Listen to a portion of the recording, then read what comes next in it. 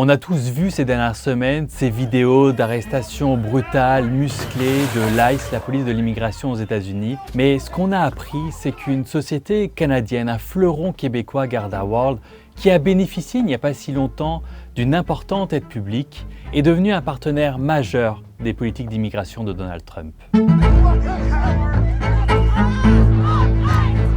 Depuis des mois, la branche américaine de Garda, qui est en Virginie, a obtenu de nombreux contrats avec différentes branches du département de la sécurité intérieure.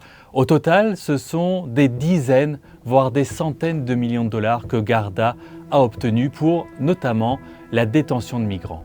Qu'est-ce que fait concrètement Garda avec ICE, la police de l'immigration? On a posé depuis des mois une série de questions à Garda et malheureusement on n'a obtenu aucune réponse. Ce qu'on sait par contre, c'est que Garda a obtenu une série de contrats avec l'État de la Floride pour une mission bien précise, gérer le centre de détention d'Alligator Alcatraz. Cette prison très controversée qui est en plein milieu des Everglades. On a obtenu un document judiciaire qui dit que concrètement, Garda est en quelque sorte l'un des principaux opérateurs de ce centre de détention.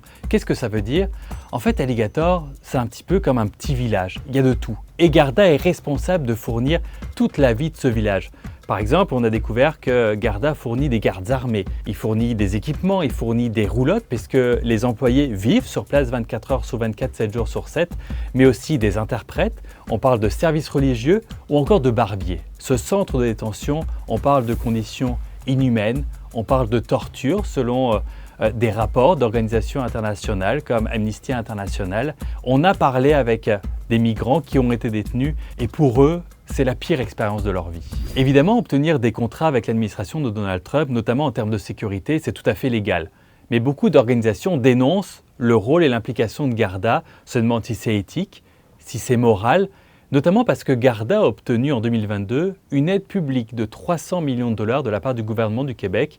Et à l'époque, c'était notamment pour accroître l'activité de Garda aux États-Unis. Garda se place en situation d'être complice de violations graves, y compris de torture. C'est pas parce que c'est légal que c'est éthique, c'est pas parce que c'est légal que c'est moralement acceptable de faire quelque chose. J'aimerais bien savoir de quelle façon l'argent du gouvernement du Québec participe à l'arrestation, à cette vague répressive du gouvernement Trump envers les communautés immigrées, en particulier les communautés latino. On a demandé une réaction au gouvernement de François Legault pour savoir ce qu'il pense actuellement de l'implication de Garda. On nous a simplement répondu que l'investissement public a été fait bien avant ce qui se passe en ce moment aux États-Unis.